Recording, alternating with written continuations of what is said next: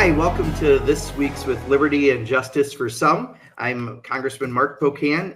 The election this week in New York City sent some shockwaves among the political establishment as Zohran Mamdani became the Democratic nominee for mayor in New York City. And what doesn't get as much attention is the breadth of political support that worked with Mamdani to win the nomination, including a progressive political party that is often less focused on, the Working Families Party. The Working Families Party has been a powerhouse on the ballot in New York State for a long time. But what many don't realize is they also have active chapters in other states across the country, including in my home state of Wisconsin. Their politics are progressive. Their leaders are some of the most active in the progressive movement. And the man leading the Working Families Party is Maurice Mitchell, a nationally recognized social movement strategist, leader in the movement for Black Lives, and a community organizer. As national director of the Working Families Party, he is taking his passion and experience to their party as a political home to a multiracial working class movement. With us today for one question is Dr. Diljit Singh, who is the president of the Physicians for National Health Program and a 25 plus year practicing physician in gynecological oncology. Is that anywhere close? Gynecologic oncology, yes. Thank you for making it easier for me. So my one question for you is, if you had the ability to change any one federal law, it didn't matter about votes because it's just going to happen if you decide it's going to happen, what would that one federal law be that you would change and why? I would make universal health care free of profit available to everyone. And so it's not getting rid of a law, it's introducing a new law. We can call that law whatever we want. Right now we call it Medicare for All. And I would sign us up.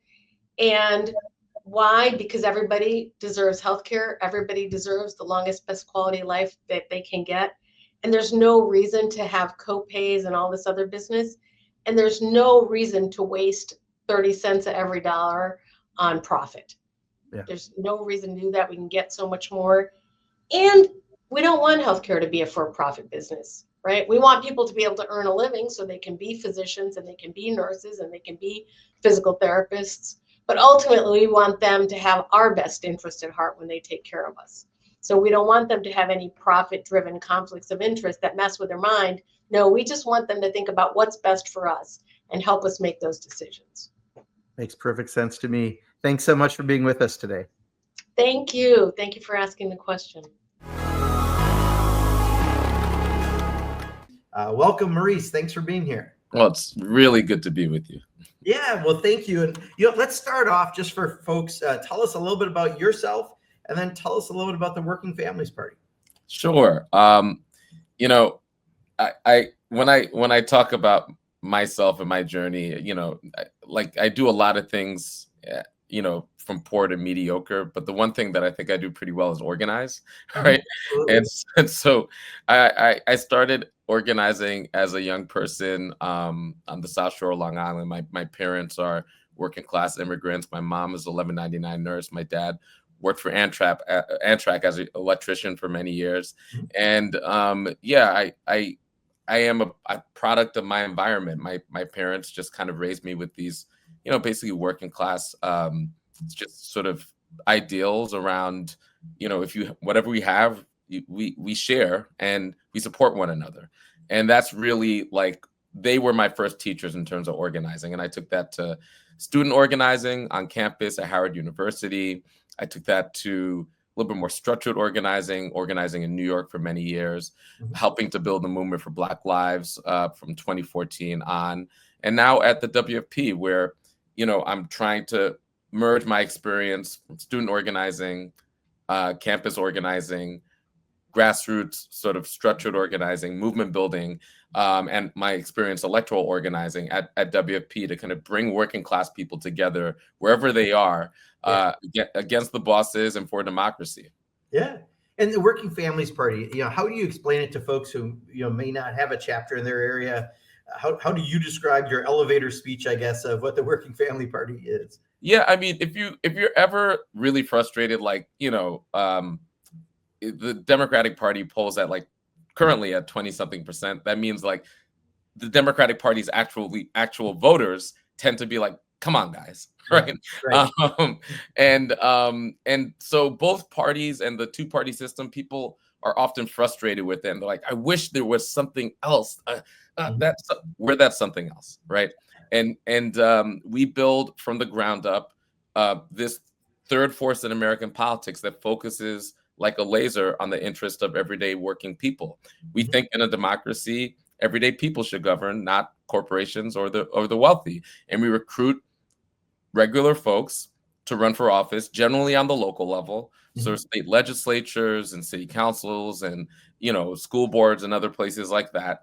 And we provide the tools and infrastructure so that regular people could run. As you know, running for office is a really hard business, and often is a very expensive business, which kind of makes it harder for regular people to be able to even get into those pipelines to run for office. And that's why so many people in Congress are multimillionaire lawyers, and so few sort of truck drivers or line chefs or union organizers ever get that opportunity. And so we try to close the gap so people who have experiences like my mom and my dad could actually govern, and we think that that's important.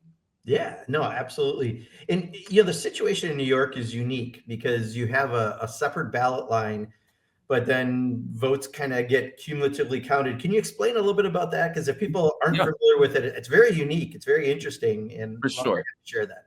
So we have activists all over the country, and we have chapters in 14 states, and in New York and Connecticut, and in a different way, Oregon, we leverage this thing called fusion voting. Yeah. Right.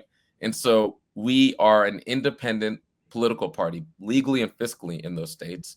And why fusion voting really matters? Well, people remember, Ross Perot, right? He ran, this kind of kooky third party candidacy, and he was a billionaire, so he was able to spend all of his money, and he didn't crack 20%, right? And then we know of other failed third party efforts, even like last cycle, right? So third parties get a bad rap, right? And the challenge is the spoiler dilemma, right? Let's just say if you have a third party candidate running for president that is on a third party line, and they have all the things that you want. Like, we know if you don't agree with the Republican, that person is likely to pull votes from the Democrat, right? So it's a really problematic dilemma, and it's not a myth. It's arithmetic. It's just math. So in New York and Connecticut, with fusion, what we're able to do is cross-endorse the candidate of another party, right? So Kamala Harris, for example, appeared on our line and the Democratic Party line. You might be wondering, well, why does that matter? The reason it matters is hundreds of thousands of people voted for Kamala Harris and voted for Joe Biden on the Working Families Party line because they wanted to demonstrate that they were voting not just to get lost in the sauce of the Democratic Party, because it's a big tent that includes Mark Cuban and AOC, right? So really big tent, right? So when you vote on the Working Families Party line, you're saying, I'm voting for the interests of labor unions. I'm voting for the interest of LGBTQ folks. I'm voting for the interest of racial justice. I'm voting for the interest of everyday New Yorkers, right? And then we're able to say quantitatively, these are the people that voted for you in that way. And that happens not just on the presidential level, but all the way down. So there were very, very close congressional races and city council races and other races and state senate races where the Working Families Party vote was the difference maker. And I could tell you that when it comes time to govern, we're able to say in a very, very concrete way, our voters helped you get elected. If it wasn't for our line and our voters, you wouldn't be here. So let's use the energy of our voters in the governing process, and let's pass some legislation to reflect them. It really does change things. And we're trying to expand fusion everywhere. We want it to be in every state because it in a very undemocratic system, it adds choice, real choice, and real organizing power for everyday people. Yeah, and we're a country where, it's very hard to be a third party, right? Compared to so many other, places where you can have that ballot status matter. Here, I mean, I've tried to explain this sometimes to folks. I mean, we're a two-party system in many ways here. It's very hard to break into it. But with Fusion, you guys have broken into it, and you allow people who are more progressive to be able to really say, these are the values I'm voting for with this candidate. And I hope that these are the values they enact, as opposed to maybe the values that just raise a lot of money from pharmaceutical companies That's right. like that, right? And it allows progressives in New York and Connecticut in a general election to not pinch their nose and vote, but to vote proudly and to excitedly vote, because they know they're voting their values. And what they're saying multiple things. They're able to say, absolutely, in in a in a race between the forces of evil and MAGA, as represented in Donald Trump's candidacy and VP Harris, 100 times I'm voting for VP Harris, and I get an opportunity to say why I'm voting for her, right? Where I might have disagreements with her on foreign policy, but this is why I'm voting for her for all of these particular values. And so it actually allows progressives to enthusiastically pull the lever in a way where they feel like they don't have to compromise their values, but they can be strategic at the same time. Is there a local or a legislative race in either New York or Connecticut that you could kind of give as a case study of how this has worked especially well? Yeah, I mean, just recently, one of your colleagues in the Hudson Valley, in the Ryan race, right? So so he's a working class candidate in a purple district, right? And he's not considered like a fire breathing progressive, and he very proudly took on the mantle of working families party, right? And when all the votes were cast, the votes on the working families party line were critical to the victory. And without those votes, he wouldn't have got over the top, right? And so it's a way of building a coalition, right? And the reason why I use him as an example, sometimes people assume that the Working Families Party moniker is just for the cookie cutter progressive that you might be thinking in your head, right? The Working Families Party brand and our organizing power allows for a tent that's smaller than the Mark Cuban to AOC, but a pretty big tent of people who from different perspectives say, like, look, I'm going to wake up every single day and focus on the interests of working people. And in that race, it was really close because there's a lot of Republicans, and there's a lot of people who see themselves as moderate. And in that race, the Working Families Party line was critical to that victory. And then the other example is in Connecticut. We ran a slate now this is on the state level in purple districts, and we recruited union-backed organizers in a number of those races. We won every single one of those races against the Republicans, flipping those seats. Nice. Well, and you just had a big victory across New York's a number of the mayor races too, right? Yes, it's thank you for sharing that. It's an incredible victory. So in this last primary, which, I mean, it's the most important political news, this month. In New York City, most people know that Zohran Mamdani won that pretty intense primary. But what most people don't know is that we had a sweep. The Working Families Party had a sweep of all of the mayor's races. So, a victory in Albany, in Syracuse, in Buffalo, and in New York City, which is just, I mean, it's tremendous. It's truly historic. And those cities are very, very different, right? Yes, and why I think that's important is that we're seeing there's so much commentary on what the mayor's race means in New York, and there's people who are trying to exceptionalize it. Well, say like, well, that's New York City. That can't happen anywhere else. Buffalo is basically a Midwestern town. Right. Syracuse is a very, very unique town that's very different than New York or Buffalo or Albany in the Capital District. The fact that again, New York City is the largest city in the country, so they spent $25 million against Zohran Mamdani. The billionaires, sometimes Trump billionaires, spent $25 million against Zohran Mamdani, but the same interests spent money against all those candidates. And we created this coalition in all of those cities, labor unions, grassroots organizations, everyday people coming together. And, we couldn't go dollar for dollar with them, but grassroots volunteer energy and grassroots donations and candidates that actually mean something, right? And aren't scripted. Like when Zohran speaks, he actually means that stuff. and people can tell. And it really, You need authenticity. yeah, I mean, it's like, and it's so funny because, you know, there's all these debates after the loss in November inside the Democratic Party where people are like almost anthropologically like, how do we talk to working class I people? know. It's just like, oh my God. I know. Like, okay, just take a beat. See that stuff in there? Yeah. Say it. We are the party of FDR, right? I That's mean, right. we need to remember that and explain that. So, in the other 14 states that you're in, is there a chance to try to get fusion, or are there some efforts in that you want to Yeah, highlight? there actually are. There's folks, and it's actually there's a cross partisan and cross ideological movement now for fusion.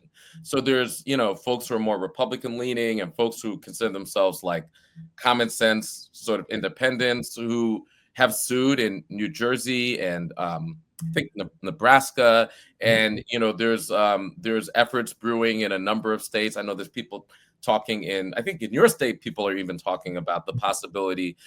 So we know that state by state, especially after this last election, right? Mhm. So just imagine if there were fusion in Wisconsin, Yeah. Pennsylvania, Georgia, right? Like we would be in a totally like there's no way we would be in the situation we're in because there are absolutely, and we've polled this so we know this, there are absolutely people in America who both are disgusted by Trump and have a hard time processing the idea of pulling the lever for a Democrat, right? Yeah. And I mean, think about it. You're a Democrat, Mhm. right? I ask people who are Democrats, what would it take for you to vote for a Republican? And it's hard to even imagine, right? So think about it on the other side. There's a lot of people who identify as a Republican Mhm. who also have distaste for Trump.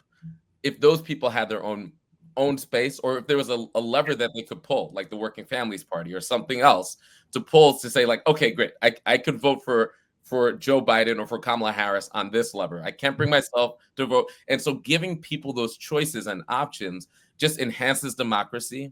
And it also brings down this kind of doom loop that we're in, where very, very extreme people, the only way that they can express themselves politically is by hijacking one of the two parties, right?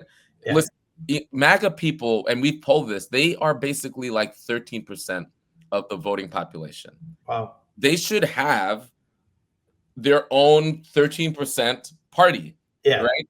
Instead, they've taken over one of the two parties because our electoral system is so undemocratic. And so fusion is one solution, isn't a magic bullet, but it's one solution that could provide more choice and provide people who are like, never Trump Republicans. Great, have their party. Working Families Party, have their party.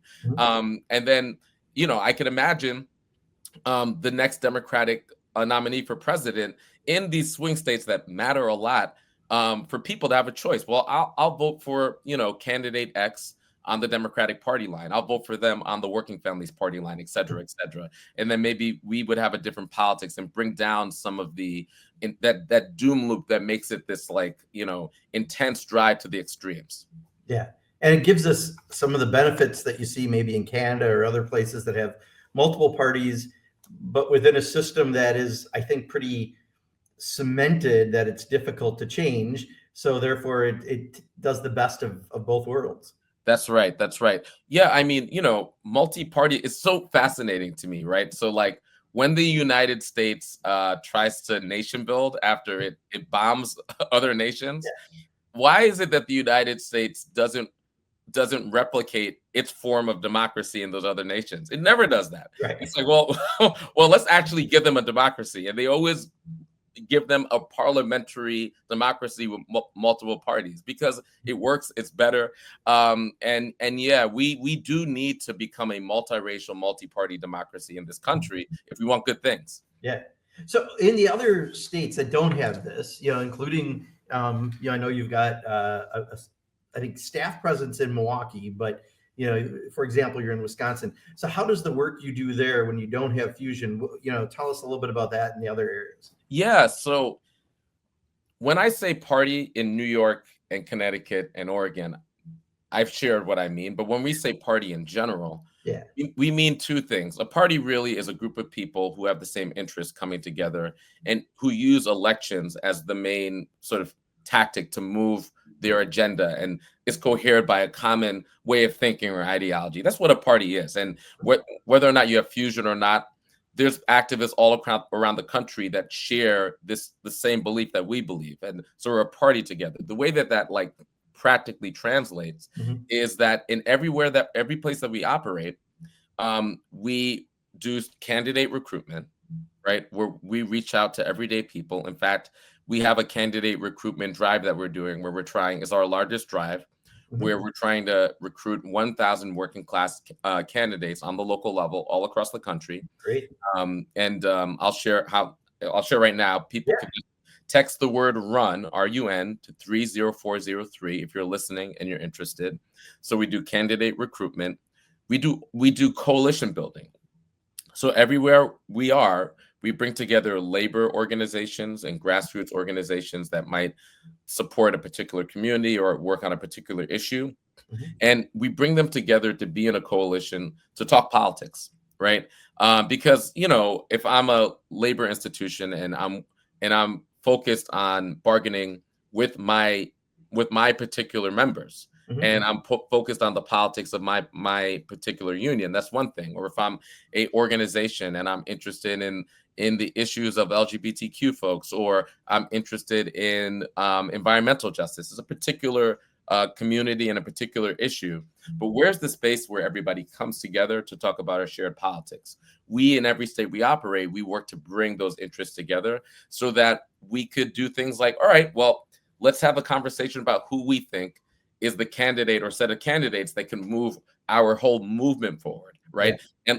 And why that's important is like sometimes we, our movement is known for a lot of things, but it's often known for infighting, right? And so, when we're able to do that, we don't split our power. We have limited power. We could bring it all together, and then we could focus on one progressive voice that could like move the ball forward, like what we did in New York, where we were able to get a number of progressive candidates to actually like support one another because we had ranked choice, of course, right? Against Andrew Cuomo and Eric Adams, right? But we do something similar in all the places that we operate. And then we run really competitive elections everywhere we operate, both in the general election and in the primary. So we're not afraid to primary people. And, the like Republican Party is a clown car. There's not a lot of serious debate about policy or issues in the Republican Party. So the main place to have any serious debate on any issue is the Democratic Party. And electorally, the way that debate gets manifested is in the Democratic Party primary, which is why we put a lot of emphasis in recruiting people in Democratic Party primaries so that we could have that conversation. We don't think primaries is bad. We think that is like, it's structured infighting. It's actually like productive infighting. That's the type of fighting you want inside your coalition, right? Because it's a way that you're able to decide which ideas are actually the more popular ideas, which direction is actually the most popular direction. There's a lot of like there's a lot of like hand wringing about like the direction of the pro-democracy movement or the Democratic Party, right? And to me, the way that you figure that out is through winning those primaries, not just like writing op-eds or, having, there's this conference, I'm not even going to name it, where a bunch of people got together and they were all talking about factional warfare against, this boogeyman of the left and progressives and everything else. And I'm like, well, which one you're talking about? Yeah. And I'm like, instead of like, getting together in like fancy hotel ballrooms, to wax poetic about these ideas, the best way to demonstrate is in the field through primaries. So we do a lot of those, and we're known for our primaries, and we're known for not being afraid to challenge powerful people that we disagree with in those primaries, right? But then ultimately, whatever happens in the primary, we're also known to bring the family together during the general election, because we actually believe that you could understand that the Republican Party and Donald Trump and MAGA are a force for evil on this planet, the current iteration of the Republican Party. You could get that, and you could also understand that what we do matters as people who are Democrats or people who are part of the pro-democracy movement, and we shouldn't just settle, right? We should actually have aspirations. And, the American people don't just want to be part of a coalition about what we're against. Right. And that's important because we are against, the idea that the government should hurt some of the most vulnerable people in our society, trans children, or that the government should try to erase Black history, or the government should try to hurt labor unions and hurt working people and all these things and bring us into foreign wars we don't need to be in. Yeah, there's a long list of no's we could agree with, but what are the yeses, right? And that's one of the things you guys also do, right? Beyond campaigns for individuals for office, you've worked on $15 minimum wage laws, paid family leave, climate justice, tenant campaigns, and rent control. I mean, correct about that too, because I think absolutely. I have elections, not as many on the off year, a few more in the the even number year, but there's a whole lot of other stuff that you guys are working on. Yeah, because we believe that parties govern. Yeah. Right. And so there's a lot of organizations that do great electoral work. We work with a lot of them, and elections are critical. But the reason we do electoral work is so that we can govern. Yes. Right. Yeah. And, the $15 minimum wage has become kind of like gospel inside of Democratic Party circles. Yeah. That wasn't always the case. No, it was a lonely group of us in the beginning with the Progressive Caucus. I know, at least congressionally, working with groups like yours. Yeah. Yeah. And one of the things that we do is one of the reasons, like for the primaries, right? And I'll give an example in New York, right? We had a governor, Andrew Cuomo, that didn't want to pass any progressive legislation. So we had to primary his friends in the state Senate. And then I'm telling you, when some of your colleagues lose their jobs, that fear yes really can create the incentive structure for people to pass progressive legislation. And we were able to pass a $15 minimum wage. We were able to pass protections for immigrants. We were able to pass tenant protections. We, on the municipal level in Philadelphia, we have Kendra Brooks and Nicholas O'Rourke, and this is a little different. They are actually independent WFP people, full stop, because of the unique election law in the city of Philadelphia, because the city of Philadelphia, they have set aside for the minority party. Mm-hmm. And in such a blue city, we reasoned, well, why are the Republicans just getting 2 seats? Yeah. We should compete for minority party status against the Republicans, and we won. So in the city of Philadelphia, it's a 2-party city, working families and the Democrats. We've been able to pass some pretty groundbreaking legislation, both protections against algorithmic increases in the rents, right? Mm-hmm. And we know right now in the quote unquote big beautiful bill, they're trying to pass laws that prevent us from being able to hold AI mega corporations accountable, right? This is what it means, them using AI algorithms just to artificially increase the rent, right? Mm-hmm. And then also eviction protections, which are like groundbreaking in the city of Philadelphia. So during COVID, people had to shelter in place, mm-hmm. but then people also had to pay the rent. And it's kind of hard to pay the rent when you can't go out and do your work, right? Yeah. And so we, with the leadership of WFP minority leader Kendra Brooks, passed this legislation to prevent landlords from just summarily evicting people. And, basically the landlords and the tenants had to reach some agreement before eviction processes could even be enacted. And that legislation was a particular COVID era legislation that became permanent.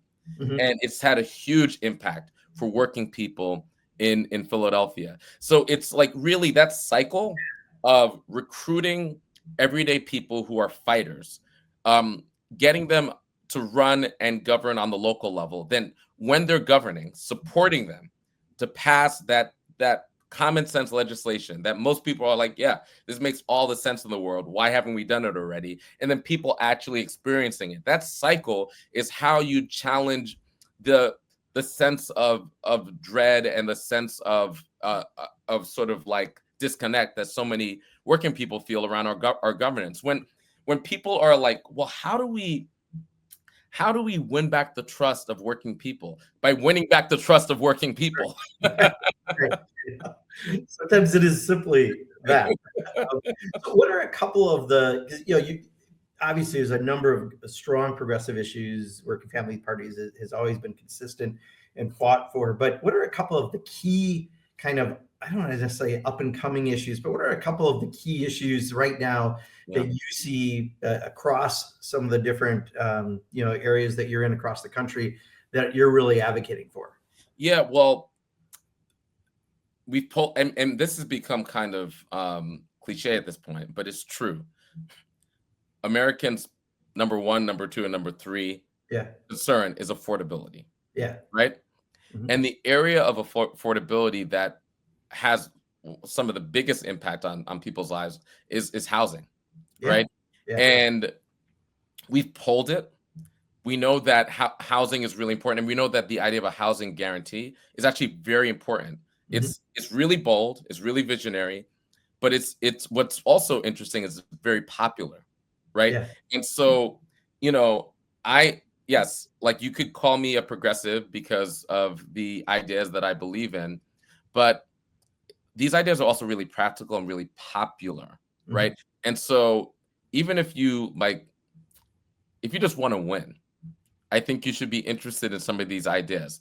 So Americans across ideology Mm-hmm. love the idea of holding the uber rich accountable. Yep.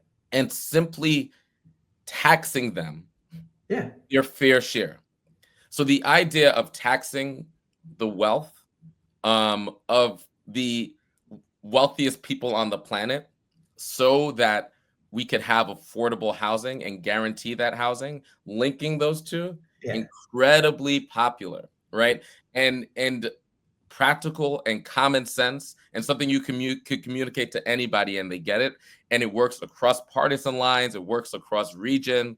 And so we are spending some time at the Working Families Party to test out some new ideas, to test out some ideas we think might merge some of the energy that's coming out from working people who want something better.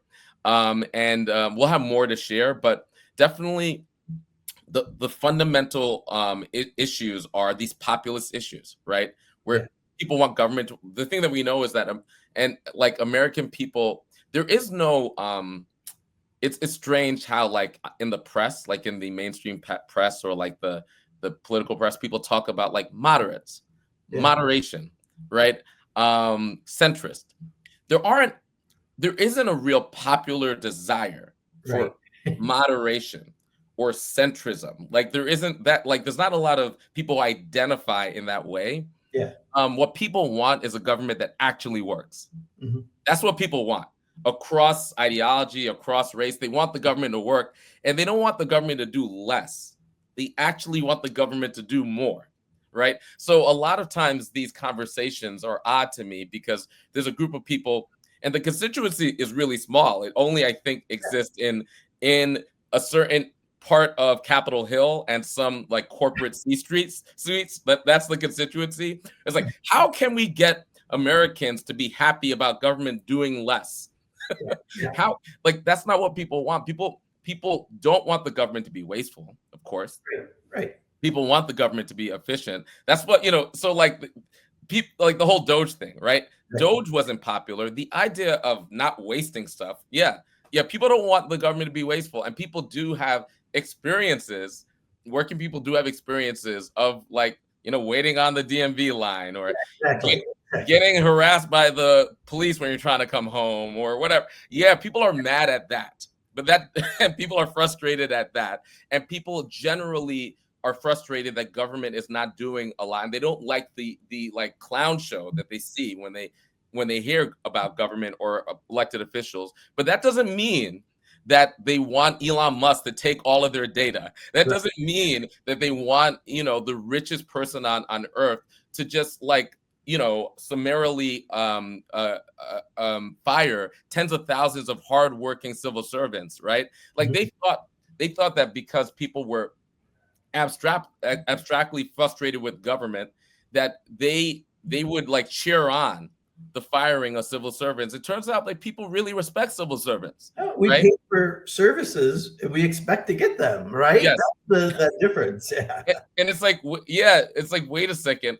It turns out I need all those things. Yeah. I need all those services and I want them to work better. And so we're doing some polling in the field. We're talking to folks and we hope to release a very bold set of issues that could be a working family's agenda for 2025 and beyond. So look forward to that. Great. But yeah, I mean, look, I think the way that people way too often in the political news, in the op-eds of the Washington Post and the New York Times, in Capitol Hill, the way that they think about politics is so disconnected from the way that everyday people think about things, right?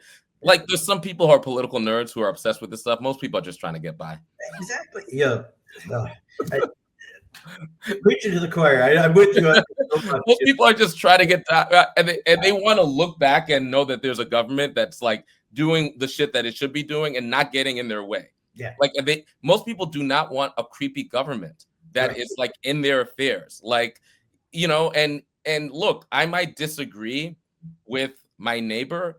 I might like pray a different way or love a different way or whatever. I might be uncomfortable with some ideas that they have, but I certainly don't want the government in their affairs or in my affairs, like settling scores, And most, like, it's very simple. And sometimes it gets overwrought in these political conversations. So in these tough times of Trump, no question, a lot of people are very discouraged. I've been doing a lot of town halls. I do a lot of town halls in Republican districts as well, because I think there's a great service to that.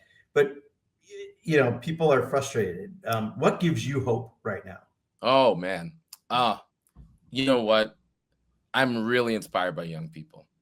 Yeah. Young people right now. Because, politics could feel hopeless and could produce despair, especially when you see all the cruelty that Trump, Republicans, and MAGA are doing through the venue of politics, right? Yeah. But then you see the tens of thousands of volunteers, many of them young people, that transform the politics of New York City. Yeah. Right, in Tuesday, right? And you can't help but actually feel truly hopeful, like an authentic hope. Then you see the millions of people in one of the single largest days of protest that just happened a few weeks ago, right? Yeah.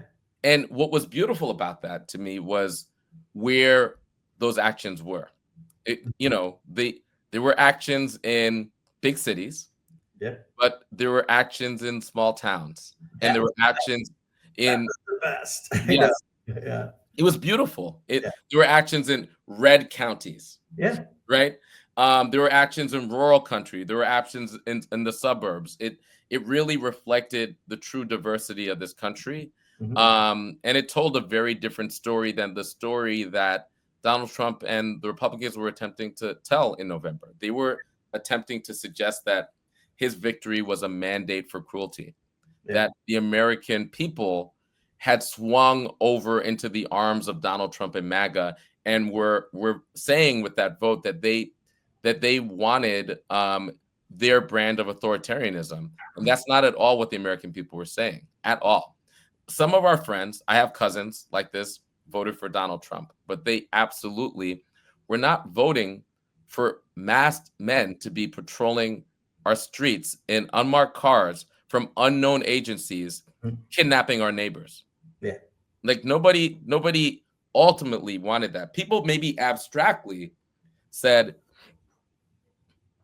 and there's a lot of reasons for this, including a lot of noise and propaganda, said, you know what? The border seems like a mess. Somebody needs to figure that out. That seems crazy. Like most people if there's a choice between order and disorder, most people want order. Yes. So let's figure out what's going on there, and like, yeah, if there's a bunch of people that shouldn't be here, then they should not, we should figure that out. Right. And so when they poll and people ask, like, do you support mass deportation? There's a lot of people who say, like, yeah, in that binary question. When they experience what that means, your neighbor, your friend being abducted, somebody you truly care for, somebody who's a fabric in your community, being abducted by masked men. That's what it means. Yeah. That's what the mass deportation of millions of people mean. There's no way to do it. No due process, right? Yes, no due process. That are so embedded in what America is, and yet we're not doing it. Yes, and so I'm inspired because, Donald Trump, he won the election just barely. He pretended that he had a mandate. And what I'm inspired by is every single day people, and not the usual suspects that you would, it's not just the ladies in the pink hats, although God bless them, happy they're here. It's all types of people who are getting up and saying, like, no, there's something fundamentally wrong and un-American about this. I'm standing up. And that's just growing and growing and growing in momentum. And there's a lot of people who are scared about it, but I'm excited about it. Yeah. Well, Maurice Mitchell, thank you so much. How do people follow your work and Working Families Party's work? Give me some of the social media. Okay, so if you're on social media, you could find me on any of those things that are currently owned by the techno-fascist overlords. You could find me at Maurice WFP. Well, thank you very much for being with us today. We really appreciate it, and look forward to continuing to follow you on social media and everything that you're working at. It's good to be with you.